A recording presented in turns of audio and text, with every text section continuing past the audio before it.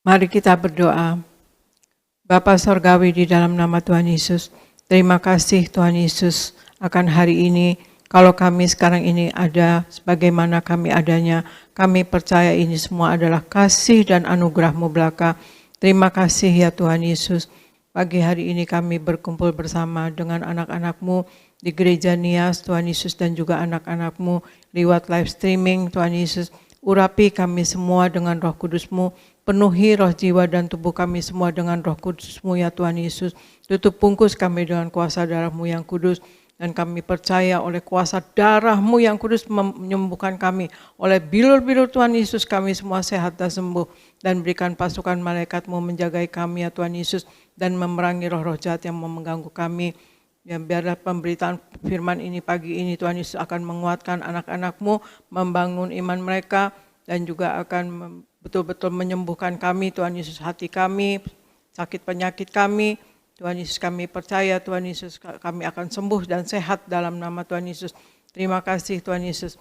Dalam nama Tuhan Yesus kami mulai pemberitaan firman ini. Amin, amin, amin.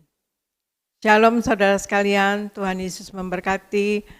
Saya percaya kita pagi ini semua dalam keadaan yang baik ya saudara sekalian. Dan kita percaya semua kita dalam keadaan yang luar biasa. Amin saudara sekalian. Ya. Pagi hari ini saya akan membawakan tema firman Tuhan.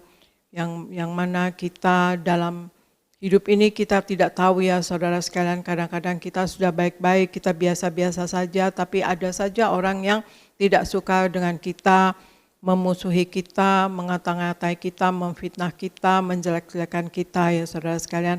Nah pagi hari ini saya akan membawakan bagaimana untuk kita belajar mengasihi musuh ya saudara sekalian ya. Ya kita berusaha kita tidak punya musuh ya saudara sekalian, jangan punya musuh kalau bisa. Tapi kita tidak tahu hati orang lain ya saudara sekalian, kita tidak mau berbuat jahat, tapi kadang-kadang ada saja ya apa yang kita berbuat baik di pekerjaan atau di kantor atau di dalam masyarakat, kadang-kadang ada saja yang tidak suka dengan kita, bahkan memfitnah kita, mungkin menganiaya kita, yang menyakiti hati kita dan sebagainya. Dan itu makanya kita pagi ini akan mengupas saudara sekalian bagaimana kita harus bisa belajar mengasihi musuh, karena Tuhan Yesus ya yang mengatakan. Mari kita membaca Matius 5 ayat 43 sampai 48. Argo silakan baca Matius 5 ayat 43 sampai 48. Matius 5 ayat 43 sampai 48. Kamu telah mendengar firman, kasihilah sesamamu manusia dan bencilah musuhmu. Tetapi aku berkata kepadamu, kasihilah musuhmu dan berdoalah bagi mereka yang menganiaya kamu. Karena dengan demikianlah kamu menjadi anak-anak Bapamu yang di sorga, yang menerbitkan matahari bagi orang yang jahat dan orang yang baik, dan menurunkan hujan bagi orang yang benar dan orang yang tidak benar. Apabila kamu mengasihi orang yang mengasihi kamu, apakah upahmu? Bukankah pemungut cukai juga berbuat demikian? Dan apabila kamu hanya memberi salam kepada saudara-saudaramu saja, apakah lebihnya daripada perbuatan orang lain? Bukankah orang yang tidak mengenal Allah pun berbuat demikian? Karena itu, haruslah kamu sempurna, sama seperti Bapamu yang di sorga adalah sempurna. Demikian firman Tuhan. Ya, terima kasih. Matius 5 ayat 43 sampai 48 mengatakan, kamu telah mendengar firman, kasihilah sesamamu manusia dan bencilah musuhmu. Tetapi aku Yesus ya saudara, aku Yesus berkata kepadamu, kasihilah musuhmu dan berdoalah bagi orang yang menganiaya kamu. Karena dengan demikianlah kamu menjadi anak-anak Bapamu yang di sorga, yang menerbitkan matahari bagi orang yang jahat dan orang yang baik, dan menurunkan hujan bagi orang yang benar dan orang yang tidak benar. Apabila kamu mengasihi orang yang mengasihi kamu, apakah upahmu? Bukankah pemungut cukai juga berbuat demikian? Dan apabila kamu hanya memberi salam kepada saudara-saudaramu saja, apa lebihnya daripada perbuatan orang lain? Bukankah orang yang tidak mengenal Allah pun berbuat demikian? Karena itu haruslah kamu sempurna, sama seperti Bapamu di sorga adalah sempurna, saudara. Ya, Ini adalah perkataan yang sangat memukul, menohok, dan juga penuh kuasa. Karena yang pertama yang mengatakan adalah Tuhan Yesus sendiri. Dan kemudian saudara sekalian menjadi seorang Kristen, ya bukanlah hanya soal status atau pergi ke gereja saja, atau soal kita percaya kepada hal-hal yang dalam kebenaran saudara sekalian. Tetapi adalah suatu perubahan total dari cara berpikir kita saudara sekalian. Kita harus serius dengan hal ini saudara sekalian. Jadi hal yang nomor satu untuk kita dapat mengasihi orang yang memusuhi kita dan kita belajar mengasihi musuh saudara sekalian adalah kita memiliki perubahan total dalam cara berpikir. Kita harus berpikir sebagaimana Allah berpikir saudara. Kita lihat di Matius 5 ayat 44 sampai 47 saudara sekalian di sini ya. Tuhan Yesus katakan dari 44 sampai 47 dikatakan, "Tetapi aku berkata kepadamu, kasihilah musuhmu dan berdoalah bagi mereka yang menganiaya kamu. Karena dengan demikian kamu menjadi anak-anak Bapamu yang di sorga, yang menerbitkan matahari bagi orang yang jahat dan orang yang baik, dan menurunkan hujan bagi orang yang benar dan orang yang tidak benar. Apabila kamu mengasihi orang yang mengasihi kamu, apakah upahmu? Bukankah pemungut cukai juga berbuat demikian? Dan apabila kamu hanya memberi salam kepada saudaramu saja, apa lebihnya daripada perbuatan orang lain? Bukankah orang yang tidak mengenal Allah pun berbuat demikian?" Ya, demikian. Jadi siapakah kita saudara sekalian yang kita mau menghakimi orang lain ya saudara sekalian, meskipun mungkin hati kita sakit, ya kita juga rasanya mau membalas, tapi kita anak-anak Tuhan, anak-anak Bapa di sorga, maka kita harus menuruti kata-kata Yesus saudara sekalian ya. Kita kata Tuhan Yesus, kasihilah musuhmu. Mari kita menyelidiki hati kita dan kemudian juga pikiran kita saudara sekalian, dan ambil sikap kita merubah pikiran kita menyeluruh dan kemudian sikap kita juga saudara sekalian. Dan di sini topiknya Yesus mengatakan kita harus mengasihi musuh.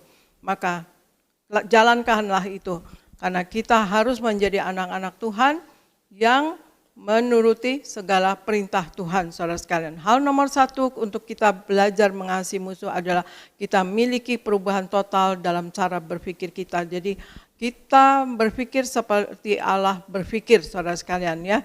Kita berusaha untuk berpikir sebagaimana Allah berpikir. Ya, kemudian Argo bacakan 1 Yohanes 4 ayat 19. Kemudian Roma 12 ayat 1 sampai 2. 1 Yohanes 4 ayat 19. Kita mengasihi karena Allah lebih dahulu mengasihi kita. Roma 12 ayat 1 sampai 2. Karena itu, saudara-saudara, demi kemurahan Allah aku menasihatkan kamu supaya kamu mempersembahkan tubuhmu sebagai persembahan yang hidup, yang kudus, dan yang berkenan kepada Allah. Itu adalah ibadahmu yang sejati. Janganlah kamu menjadi serupa dengan dunia ini, tetapi berubahlah oleh pembaharuan budimu, sehingga kamu dapat membedakan manakah kehendak Allah, apa yang baik, yang berkenan kepada Allah, dan yang sempurna. Demikian firman Tuhan. Ya. 1 Yohanes 4 ayat 19 katakan, kita mengasihi karena Allah lebih dahulu mengasihi kita. Ya, kemudian di Roma 12 ayat 1 sampai 2 dikatakan, karena itu saudara-saudaraku, demi kemurahan Allah aku menasihatkan kamu supaya kamu mempersembahkan tubuhmu sebagai persembahan yang hidup, yang kudus, dan yang berkenan kepada Allah. Itu adalah ibadahmu yang sejati. Janganlah kamu menjadi serupa dengan dunia ini, tetapi berubahlah oleh pembaharuan budimu, sehingga kamu dapat membedakan manakah kehendak Allah, apa yang baik, yang berkenan kepada Allah, dan yang sempurna. Ya, saudara, di sini dikatakan bahwa kita mengasihi karena Allah lebih dahulu mengasihi kita, saudara sekalian. Ya, tujuan Allah atau tujuan Yesus ke dunia ini untuk mati, ya, saudara sekalian, ya, dan atau juga tujuan Allah mengutus Yesus untuk mengaruniakan kepada kita keselamatan yang sangat menakjubkan ini saudara sekalian ya, adalah karena ia sungguh sangat mengasihi kita. Ya, sebagaimana di 1 Yohanes 4 ayat 19 katakan, kita mengasihi karena Allah lebih dahulu mengasihi kita. saudara. Jika kita menangkap hal ini dengan jelas, saudara sekalian, maka kita akan mau, saudara sekalian, mengikuti Yesus dan kemudian kita berubah, ya saudara sekalian, kita lahir baru dan mau diperbaharui seluruhnya. Hanya dengan lahir baru maka kita akan menjadi anak-anak Bapa di sorga. Ya saudara sekalian, bagaimana di Matius 5 ayat 45 katakan, karena dengan demikianlah kamu menjadi anak-anak Bapamu yang di sorga, ya, yang menerbitkan matahari bagi orang yang jahat dan orang yang baik, dan menurunkan hujan bagi orang yang benar dan orang yang tidak benar. Karena dengan demikian kalau kita lahir baru, saudara sekalian, maka kita dengan demikian menjadi anak-anak Bapa yang di sorga, saudara sekalian, ya. Lahir baru kita menjadi anak Bapa di sorga dengan pembaruan seluruhnya, ya saudara, dengan ditransformasi total, ya saudara sekalian. Ya, artinya ya sebagaimana juga di Roma 12 ayat 1 sampai 2 dikatakan, saudara sekalian, ya, Paulus mengatakan, karena itu saudara-saudaraku, aku menasihatkan kamu, ya, supaya kamu mempersembahkan tubuhmu sebagai persembahan yang hidup, yang kudus dan yang berkenan kepada Allah. Itu adalah ibadahmu yang sejati, ya. Dan janganlah kamu menjadi serupa dengan dunia ini, tetapi berubahlah oleh pembaruan budimu sehingga kamu dapat membedakan manakah kehendak Allah, apa yang baik dan berkenan kepada Allah dan yang sempurna. Paulus juga mengatakan hal yang persis sama, saudara sekalian, seperti di Yohanes 4 ayat 19, kita berubah oleh pembaruan budi kita. Menjadi seorang Kristen adalah diubahkan seluruhnya, yaitu pikiran kita dan kemudian sikap hidup kita, saudara sekalian, ya. Hanya dengan diperbarui oleh kuasa Tuhan, ya saudara sekalian, maka kita akan dapat menangkap dan mengerti apa kehendak yang dimaksud oleh Allah, saudara sekalian. Dan kita mau menurutinya, karena kita diubahkan seluruh pikiran kita dan sikap kita, maka kita akan mengikut semua kata-kata Yesus. Dan dalam hal ini, ya, Tuhan Yesus minta kita berbeda, saudara sekalian, karena kita adalah anak-anak Bapa di sorga. Jadi hal yang kedua untuk kita belajar mengasihi musuh, saudara sekalian, yaitu kita harus berbeda karena kita anak-anak Bapa di sorga, saudara sekalian. Ya, nomor satu tadi kita harus memiliki pembaharuan total, saudara sekalian, dalam pikiran kita harus berpikir seperti Allah berpikir, saudara sekalian, ya. Dan kemudian yang kedua, kita harus berubah total, kita harus berbeda, ya, karena kita anak-anak Bapa yang di sorga, saudara. Dan sekarang Argo bacakan Matius 5 ayat 48, kemudian 1 Yohanes 1 ayat 8, Argo. Matius 5 ayat 48. Karena itu, haruslah kamu sempurna, sama seperti Bapamu yang di sorga adalah sempurna. 1 Yohanes 1 ayat 8. Jika kita berkata bahwa kita tidak berdosa, maka kita menipu diri kita sendiri dan kebenaran tidak ada di dalam kita. Demikian firman Tuhan.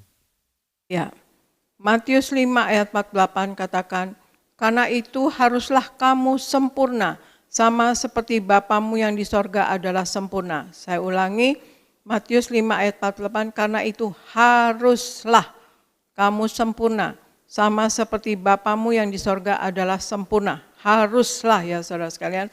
Kemudian 1 Yohanes 1 ayat 8 dikatakan, jika kita berkata bahwa kita tidak berdosa, maka kita menipu diri kita sendiri dan kebenaran tidak ada di dalam kita, saudara. Perhatikan kata harus tadi, saudara sekalian, karena itu haruslah kamu sempurna.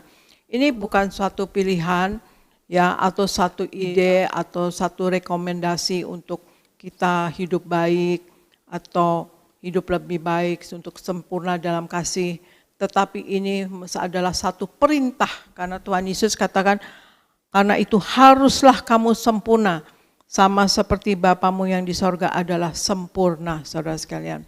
Ya, jadi kita diminta di sini kita adalah menjadi sempurna di dalam kasih.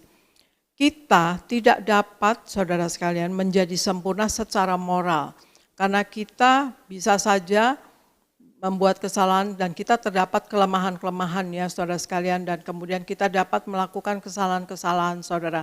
Tetapi Tuhan Yesus minta kita sempurna di dalam kasih. Karena juga memang kita manusia memang tidak bisa sempurna, tapi kita sedang belajar ya, sedang belajar dan kita sedang menuju kepada kesempurnaan ya saudara sekalian. Seperti di Yohanes 1 ayat 8 katakan, jika kita berkata bahwa kita tidak berdosa, maka kita menipu diri kita sendiri dan kebenaran tidak ada di dalam kita. Jadi tidak ada manusia yang sempurna sebetulnya saudara sekalian, karena kita ada kelemahan, dan kita pasti akan membuat kesalahan-kesalahan, tapi kan kita minta ampun dan kita belajar untuk kita tidak jatuh dalam dosa dan membuat kesalahan, dan kemudian juga kita sedang menuju ya saudara sekalian kepada kesempurnaan. Yang sempurna hanyalah Bapa di sorga, tetapi Tuhan Yesus menuntut atau mengatakan hendaklah kamu sempurna sebagaimana Bapa di sorga sempurna adalah. Jadi hal yang nomor 3 saudara sekalian, kita untuk belajar mengasihi musuh, kita harus sempurna di dalam kasih saudara sekalian ya. Nah, kasih adalah tindakan saudara sekalian. Kasih adalah tindakan. Jadi kita bertindak di dalam kasih saudara sekalian ya. Kalau suka itu hanya perasaan. Di dalam perintahnya ya saudara sekalian saat ini ya, topik yang kita pelajari adalah mengasihi musuh ya saudara sekalian. Jadi karena kasih kita harus sempurna di dalam kasih, maka tindakan kita adalah ya oke. Kita harus mengasihi musuh dan kita harus berdoa bagi orang yang menganiaya kita ya saudara sekalian. Jadilah kita berusaha mengasihi Tuhan dan juga mengasihi sesama, bahkan orang yang memusuhi kita atau yang menganiaya kita dan yang orang yang jahat kepada kita saudara sekalian. Kita belajar mengasihi mereka saudara sekalian. Jadi hal yang nomor 3, kita harus sempurna di dalam kasih saudara sekalian. Kita harus ya saudara sekalian. Nah, kemudian Argo bacakan Yohanes 9 ayat 6 sampai 7, kemudian Yohanes 5 ayat 1 sampai 9. Yohanes 9 ayat 6 sampai 7. Setelah ia mengatakan semuanya itu, ia meludah ke tanah dan mengaduk ludahnya itu dengan tanah, lalu mengoleskannya pada mata orang buta tadi. Dan berkata kepadanya, pergilah, basuhlah dirimu dalam kolam Siloam. Siloam artinya yang diutus. Maka pergilah orang itu. Ia membasuh dirinya, lalu kembali dengan matanya sudah melek. Yohanes 5 ayat 1 sampai 9. Sesudah itu ada hari raya orang Yahudi, dan Yesus berangkat ke Yerusalem. Di Yerusalem dekat pintu gerbang domba ada sebuah kolam yang dalam bahasa Ibrani disebut Betesda, ada 5 serambinya. Dan di serambi-serambi itu berbaring sejumlah besar orang sakit, orang-orang buta, orang-orang timpang, orang-orang lumpuh yang menantikan goncangan air kolam itu. Sebab sewaktu-waktu turun malaikat Tuhan ke kolam itu dan menggoncangkan air itu. Barang siapa yang terdahulu masuk ke dalamnya sesudah goncangan air itu, menjadi sembuh, apapun juga penyakitnya. Di situ ada seorang yang sudah 38 tahun lamanya sakit. Ketika Yesus melihat orang itu berbaring di situ, dan karena ia tahu bahwa ia telah lama dalam keadaan itu, berkatalah ia kepadanya, maukah engkau sembuh? Jawab orang sakit itu kepadanya, Tuhan, tidak ada orang yang menurunkan aku ke dalam kolam itu apabila airnya mulai goncang. Dan sementara aku menuju ke kolam itu, orang lain sudah turun mendahului aku. Kata Yesus kepadanya, bangunlah, angkatlah tilammu dan berjalanlah. Dan pada saat itu juga, sembuhlah orang itu, lalu ia mengangkat tilamnya dan berjalan. Demikian firman Tuhan. Ya, terima kasih. Yohanes 9 ayat 6 sampai 7 katakan, setelah ia mengatakan semuanya itu, ia meludah ke tanah dan mengaduk ludahnya itu dengan tanah, lalu mengoleskannya pada mata orang buta tadi. Dan berkata kepadanya, pergilah, basuhlah dirimu dalam kolam Siloam, yang artinya yang diutus. Maka pergilah orang itu dan membasuh dirinya, lalu kembali dengan matanya yang melek, saudara sekalian. Ya. Nah, di sini saudara sekalian, Yohanes 5 ayat 1 sampai 9 cukup panjang ya, saudara sekalian. Nah, Tuhan Yesus dalam pengajarannya, waktu Tuhan Yesus di muka bumi, saudara sekalian, selalu menguji iman kita atau iman orang-orang yang disembuhkan atau dilayaninya ya saudara. Kita tidak tahu apa itu orang Kristen jika kita berpikir bahwa kita dapat menjadi orang Kristen tanpa pengujian iman. Iman Kristen itu selalu diuji, saudara sekalian ya. Seperti di Yohanes 9 ayat 6 sampai 7 tadi, orang buta tadi, saudara sekalian. Orang itu buta sejak lahir ya saudara sekalian. Kemudian Tuhan Yesus bisa saja mengatakan sembuh, lihat, dapat melihat, melek matanya, maka matanya akan melek. Tetapi Anda lihat, Tuhan Yesus mengambil tanah dulu, ya, memanggil orang itu dan menanyakan mau aku sembuh, dan kemudian dia mau sembuh, dan kemudian Tuhan Yesus mengambil tanah, saudara sekalian, dan mengaduknya dengan ludahnya ya, saudara sekalian, dengan ludah Tuhan Yesus, saudara sekalian. Maka ya, kita dapat berpikir bagaimana perasaan orang yang buta tersebut ya. Tuhan Yesus nggak katakan, kok Yesus tidak mengatakan langsung sembuh kepada dia, tapi mengambil tanah dan mengaduk dengan ludah, saudara sekalian, dan kemudian dioleskan pada matanya, saudara. Bisa saja orang tersebut mikir, apa nggak ada bakteri ya kalau di ludah dicampur taruh di matanya, saudara sekalian, otomatis akan berpikir demikian. Tetapi itulah imannya diuji, saudara sekalian, orang ini. Dan kemudian bukan sampai situ aja imannya diuji, saudara sekalian. Masih disuruh jalan lagi ke kolam Siloam ya saudara sekalian, yang mana jaraknya dari tempat Yesus mengoleskan tanah yang campur ludah ke matanya masih jauh, kira-kira 1,5 mil ya, artinya 2,5 kilometer saudara sekalian ke kolam Siloam. Nah, dalam berjalan itu pasti dia berpikir, kok nggak ngomong sembuh aja pasti, atau lihat terbuka matanya, pasti mata saya terbuka. Tapi kok saya disembuhkan, cara didoakannya atau disembuhkan, dilayaninya caranya begini.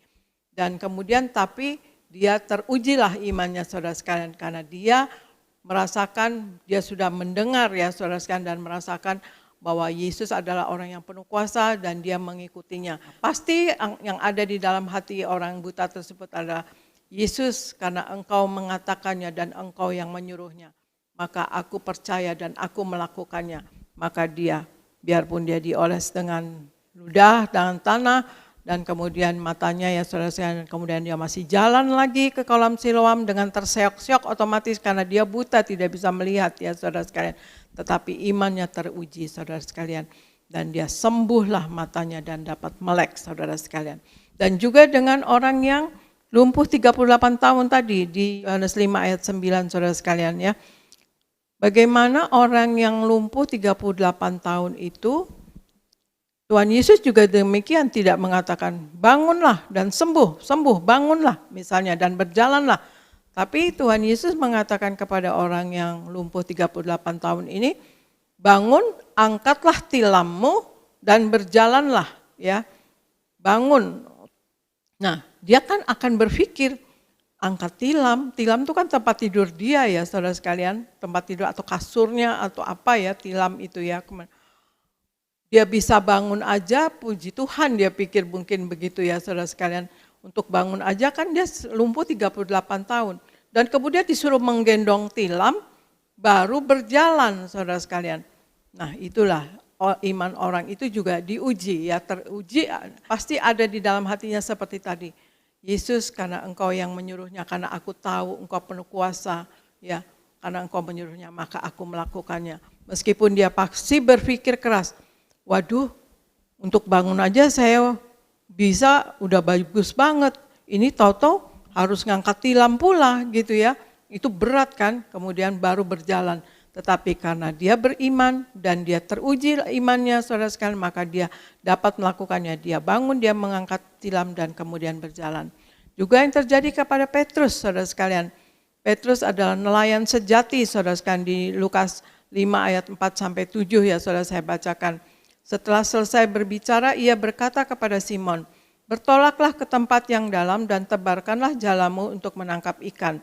Simon menjawab, Guru, telah sepanjang malam kami bekerja keras dan kami tidak menangkap apa-apa. Tetapi karena engkau menyuruhnya, aku akan menebarkan jala juga. Dan setelah mereka melakukannya, mereka menangkap sejumlah besar ikan, sehingga jala mereka mulai koyak.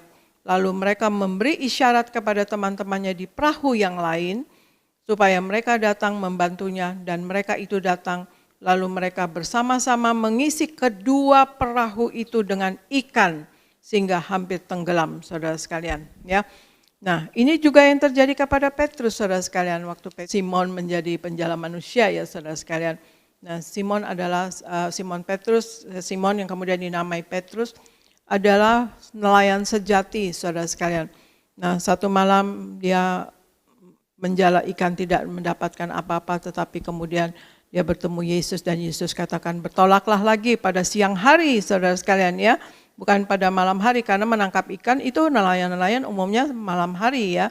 Nah, kemudian pada siang hari Tuhan Yesus katakan bertolaklah ke lebih dalam. Petrus ini ngomong lagi, Guru, telah sepanjang malam kami bekerja keras dan kami tidak menangkap apa-apa. Tetapi karena engkau menyuruhnya, aku akan menebarkan jala juga. Sesudah Petrus mengatakan demikian karena dia beriman, ya saudara. Karena engkau yang menyuruhnya, maka aku akan menebarkan jala juga. Maka dia mendapat ikan, bahkan sampai 2 perahu, saudara. Dan pada siang hari pula, yang mana itu tidak lazim yang dijalankan oleh nelayan-nelayan, saudara sekalian, ya. Penjala-penjala ikan itu umumnya malam hari, saudara sekalian. Nah, ini yang saya maksudkan di sini adalah bagaimana mereka bertiga ini, ya saudara sekalian, yang orang buta tadi, yang orang lumpuh tadi, juga Petrus yang mengatakan, Tuhan, ya, karena engkau menyuruhnya, karena engkau yang berfirman, karena engkau mengatakannya, maka aku akan melakukannya. Nah, ini dalam topik kita pagi ini, Tuhan Yesus katakan, kasihilah musuhmu dan berdoalah bagi orang yang menganiaya kamu. Dan itulah kita juga harus demikian. Tuhan Yesus, karena engkau yang menyuruhnya, maka aku akan melakukannya. Jadilah kita semua, saudara sekalian, menjadi pelaku-pelaku firman, saudara sekalian. Jadi Tuhan Yesus seperti ini, hal yang keempat, ya saudara sekalian, untuk kita belajar mengasihi musuh. Kita miliki iman yang teruji, ya saudara sekalian. Yang nomor 1, saudara sekalian, kita miliki perubahan total dalam pikiran kita. Kita harus berpikir seperti Allah berpikir. Yang kedua, kita harus berbeda karena kita anak-anak Bapa di sorga. Yang ketiga, kita harus memiliki kasih yang sempurna, saudara sekalian. Kita harus sempurna di dalam kasih, saudara sekalian. Dan yang keempat, kita miliki iman yang teruji. Sebagaimana yang tadi sudah saya uraikan, yang orang buta tadi, orang lumpuh, dan Petrus, saudara sekalian, yang mempunyai iman yang teruji. Itu adalah seorang Kristen yang sejati. Kita harus menjadi pelaku firman, mari kita lakukan apa yang dikatakan oleh Tuhan Yesus dalam firman Tuhan, dalam Alkitab, saudara, yang berisi janji-janji kepada Tuhan dan perintah-perintah Tuhan, apa yang Tuhan mau kita lakukan dan apa yang Tuhan tidak mau kita lakukan, saudara sekalian. Saya saksikan, saudara sekalian, saya pernah mengalami, saudara, ada seorang ibu kerabat dari Bapak Pariaji, sebetulnya, ya saudara sekalian. Suaminya meninggal, anaknya 6, saudara, seorang ibu. Dan anaknya yang pertama sudah terlanjur sekolah di Jerman, saudara. Jadi suaminya meninggal, adiknya 5, ya saudara sekalian, disekolahkan di Jerman. Anaknya tidak mau pulang, ya, karena ibunya tidak ada biaya dan ibunya tidak bisa kerja kecuali masak. Dan kemudian dia kontrakan rumahnya, dia mengontrak rumah lagi untuk biaya kehidupan. Tetapi ya habis juga uangnya. Akhirnya rumahnya dijual dan dia ngontrak rumah, sewa rumah. Dan kemudian ibu tersebut pergi ke kami, ya, ke saya dan Pak Pariaji, ya. Kemudian saudara sekalian, ya, saya waktu itu masih muda sekali, ya saudara sekalian, masih anak 2, ya, baru sampai Aristo. Dan kemudian ibu itu katakan, Mbak Eti boleh enggak Mbak Eti bantu Mbak. Dia bilang gitu, dia juga menamakan mbaknya, ibu tersebut menamakan dirinya juga Mbak kepada saya. Dan ya oke, saya bantu untuk sekolah anaknya di Jerman. Saya jalankan, saudara sekalian, saya membiayai setiap bulan, saudara sekalian, untuk biaya hidup. Dan kemudian sekolah itu seperti semester, ya gitu, saudara, ya. Dan kemudian biaya hidup. Tapi apa yang terjadi, anaknya itu 12 tahun, saudara sekalian, di Jerman, dia nggak mau pulang, saudara sekalian. Ya dia sekolah terus maksudnya, ya. Ya baguslah sekolah terus.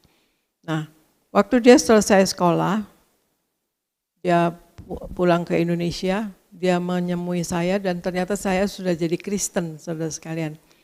Dia kata-katain lah saya, Mbak Eti ngapain begitu-begitu katanya, berpindah kepercayaan.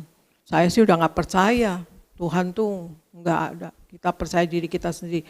Jadi dia dengan kata lain jadi ateis ya saudara sekalian. Ya, terus dia katakan, ya itu Kristen cuma dogma aja Mbak Eti, anak perawan melahirkan apa segala macam. Saya tidak terpengaruh saudara sekalian, saya diam saja. Dan kemudian ya sudah, ya terus saya katakan kepada dia, ya kamu kerja deh, kerja yang bagus ya, kamu 12 tahun di Jerman kan luar biasa tuh pengalaman kamu, saya katakan. Tapi apa yang terjadi, dia kerjanya saudara sekalian menjadi tukang pukul, kaget juga saudara sekalian. Nah kemudian ya saudara, ya mereka, karena mereka laki-laki semua, mereka suka party-party, cari perempuan-perempuan ya saudara sekalian. Dan akhirnya sasarannya perempuan-perempuannya pegawai-pegawai saya saudara sekalian juga ya, gitu. Dan pegawai-pegawai saya akhirnya ngadu kepada saya dan bilang, Bu, kami nggak mau. Lah kenapa kamu mau gitu ya? Kita takut soalnya kan temannya Bapak katanya gitu ya, saudara. Ya bilang aja kan kerja, paginya kan kerja. Ya nggak bisa lah diajak party-party, barbecue sampai pagi begitu. Dan mereka juga mendapatkan pelecehan ya saudara. Ya saya juga bilang ke Papa Reji, kata Papa Reji, ya bilang aja jangan mau gitu. Tapi saya nggak kata-kata bilang jangan mau, cuma bilang saja kerja gitu, paginya kan kerja gitu. Dan akhirnya saudara sekalian, entah pegawai saya bilang apa yang wanita-wanita saudara sekalian, pegawai saya ada banyak yang cantik-cantik juga saudara sekalian.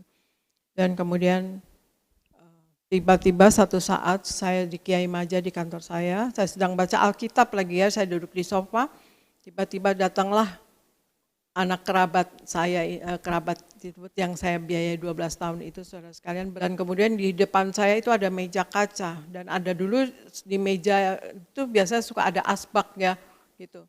Dulu begitu, kalau sekarang enggak, asbak-asbak jarang ya saudara sekalian, tapi dulu tuh selalu ada asbak, saya punya asbak yang dari kaca, kristal yang bagus gitu saudara sekalian, dan tebal. Dan kemudian tiba-tiba dia ambil asbak itu, ya orang yang saya bantu itu, kemudian dia banting saudara sekalian ke meja kaca, dia kata, Mbak Eti bilang apa gitu, brak saudara sekalian ya, kacanya pecah. Dan kebetulan di dalam apotek saya ada polisi saudara sekalian yang menjaga anak-anak di Bulungan itu suka tawuran ya saudara sekalian gitu. Jadi di dalam mereka polisi itu ngumpet. Jadi dengar ada pengrusakan begitu langsung masuk ke kamar saya saudara sekalian. Papa Riji juga langsung masuk. Dan kemudian diproseslah dua orang ini ya, dibawa ke Polsek Taman Puring saudara sekalian. Nah, saya sedih saudara sekalian dalam hati. Anak ini saya bantu tapi dia seperti itu kepada saya ya. Saya pikir apa yang dikatakan oleh karyawan saya ini ya. Ya mungkin juga pakai nama saya, kata ibu nggak boleh mungkin ya, mungkin ngomong gitu, saya nggak tanya lagi sih. Ya pokoknya karena saya udah jadi orang Kristen, memang saya baru waktu itu jadi orang Kristen. Tapi saya mau ikut firman Tuhan, kata Tuhan Yesus, suruh ampuni 70 kali 7 artinya tidak terhingga, dan artinya kalau saya hitung menit-menitnya ya 1,5 menit mau 2 menit kita harus mengampuni. Saudara sekalian, kita tidur 8 jam, kita terjaga 16 jam, bagi aja saudara sekalian ya 490 kali. Jadi dia tiap mau 2 menit kita harus mengampuni. Artinya kalau ada orang salah sama kita, orang benci sama kita, memusuh kita, lupakan sajalah. Anggap tiada. Ya saudara kesalahan orang itu ya, karena artinya percuma kita sakit hati, percuma kita tidak mengampuni, percuma kita mengingat-ingat saudara sekalian, yang ada diri kita sakit ya saudara sekalian. Nah kemudian polisi mengatakan kepada saya, ibu harus proses ini, gitu, ibu harus tuntut. Saya katakan enggak, saya ampuni. Oh enggak bisa ibu katanya, karena ini pengerusakan, karena kalau dibiarkan ini orang bisa ngerusak di mana lagi nanti gitu, harus. Dan saya hubungi pengacara saya dan saya serahkan pada pengacara saya untuk saya katakan bahwa saya tidak menuntut, karena gimana juga saya ingat ibunya ya, ibunya anak ini ya, kasihan ya saudara sekalian ya. Saya tetap bantu biarpun anaknya sudah seperti itu. Mbak ini minta tolong ada space di apotek saya gitu untuk dia bisa bikin kantin, saudara saya kasih saudara sekalian. Meskipun udah kejadian demikian ya saudara sekalian, saya tetap kasih, saya buatkan kantin saudara sekalian dan laku, puji Tuhan ya, untuk kehidupan mereka saudara. Nah itulah kita belajar mengasihi saudara sekalian orang yang tiba-tiba ya seperti itu kepada kita saudara sekalian ya. Jadi kita ada akibat dari kita mengampuni atau kita mengasihi atau kita ikut perintah Tuhan Yesus, itu ada akibat, ada berkat ya artinya ya. Ada berkat untuk kita saudara sekalian. Apa berkatnya waktu itu dengan saya? Nah kemudian emang saudara, waktu saya sesudah kejadian itu, kalau saya ingat hati saya ngilu, nges gitu ya. Saya ingat 12 tahun, bukan waktu yang sebentar, bantu dia, ngongkosin dia gitu sama saya, banting kaca, untung saya nggak luka-luka gitu. Saya ngilu saudara sekalian. Nah satu saat dalam pertemuan dengan anak-anak Tuhan, saudara sekalian, saya dengan Pak Pariaji, dengan anak-anak Tuhan yang lain, yang sekarang jadi gembala-gembala gereja besar saudara sekalian. Lagi ngomong-ngomong dan kemudian saya teringat bahwa saya belum mengampuni anak ini saudara sekalian. Dan saya katakan kepada Pak Pariaji, iya mama belum mengampuni, kata Pak Pariaji gitu. Ya terus saya berdoa, Tuhan Yesus, saya mengampuni anak ini, saya sebut namanya saudara sekalian, saya ampuni dan saya lupakan. Dan saya nggak mau ngilu-ngilu lagi di hati saya bilang gitu. Dan kemudian waktu kita mau berpisah dari pertemuan itu, kemudian menyanyi, dan waktu saat menyanyi saudara sekalian, tiba-tiba saja saya mengatakan Yesus, Yesus, Yesus, Yesus, Yesus, tiba-tiba lidah saya terbalik-balik saudara sekalian. Dan mereka semua mengucapkan selamat kepada saya, katanya saya dapat baptisan Roh Kudus. Karena saya sendiri belum mengerti ya, tetapi saya mendapatkan baptisan Roh Kudus. Nah saya ucapkan, saya katakan, saya mengampuni anak ini, maka saya diberkati Tuhan mendapatkan baptisan Roh Kudus. Saudara, sampai akhirnya yang tadinya mau berpisah pulang masing-masing ke rumahnya, jadinya pergi makan merayakan saya mendapatkan baptisan Roh Kudus saudara sekalian. Meskipun saya nggak bisa makan, saya cuma minum jus alpukat ya, karena lidahnya bergerak-bergerak saudara sekalian ya. Dan akhirnya besok paginya saya bangun, saya mau berdoa, ternyata saya bisa bahasa roh saudara sekalian. Puji Tuhan saudara sekalian. Dan itulah saudara sekalian, jadilah kita pengikut dan patuh, dan juga seperti Petrus tadi, Tuhan, Guru, karena engkau menyuruhnya, karena engkau yang berfirman, karena engkau yang mengatakan, maka aku akan melakukannya. Nah, kalau kita melakukan apa yang dikatakan oleh Tuhan Yesus, apa yang dikatakan oleh Alkitab, maka kita akan dalam berkat Tuhan selalu. Amin saudara sekalian. Topik kita kali ini adalah belajar mengasihi musuh ya saudara sekalian. Jadi satu, kita memiliki perubahan total dalam cara berpikir. Yang kedua, kita harus berbeda karena kita anak-anak Bapa di sorga. Yang ketiga, kita harus memiliki kasih yang sempurna, saudara sekalian. Kita harus sempurna di dalam kasih. Memang kita tidak bisa sempurna secara moral karena kita ada kelemahan-kelemahan dan kita bisa melakukan kesalahan. Tetapi kita sedang menuju kepada kesempurnaan dan kita belajar dan belajar tiap hari, bertobat dan bertobat tiap hari. Dan yang keempat, kita harus miliki iman yang teruji ya. Seperti tadi yang saya saksikan, ya orang buta tadi teruji imannya, orang lumpuh tadi teruji imannya, dan Petrus teruji imannya saudara sekalian. Ya, marilah kita dalam hidup ini saudara sekalian, selama kita hidup ya saudara sekalian, kita menjadi pelaku firman. Baca firman Tuhan saudara sekalian. Sekarang seperti saya sering katakan ada aplikasi ya Bible di Alkitab, jadi mau di mobil lagi macet kayak lagi apa gitu ya, lagi nggak ngapa-ngapain ya bacalah beberapa ayat saudara sekalian atau beberapa perikop firman Tuhan saudara, yang nggak ada salahnya karena firman Tuhan itulah yang menghidupkan kita, yang menguatkan kita, yang menyembuhkan kita saudara sekalian ya, dan kita disertai selalu oleh Tuhan. Dan ada Roh Kudus yang mau berdiam di dalam kita, yang memenuhi roh, jiwa, dan tubuh kita. Maka saudara sekalian, marilah kita dalam hidup ini selalu belajar dan belajar, dan bertobat setiap hari. Dan kita berjuang juga, Tuhan Yesus yang katakan berjuanglah ya, karena lebarlah pintu menuju kebinasaan, sempitlah pintu menuju sorga. Marilah kita semua nama kita tercatat dalam kitab kehidupan di sorga, saudara sekalian. Jangan sampai terhapus. Marilah kita selalu menyatu dengan tubuh darah Yesus dan selalu memakai minyak urapan. Maka sebagai proteksi ya saudara di dalam hidup kita, dan kita juga mau Tuhan Yesus ada selalu di dalam kita dan kita di dalam Tuhan Yesus, maka kita akan berkemenangan dalam hidup ini. Terima kasih saudara, inilah firman dari saya. Tuhan Yesus memberkati.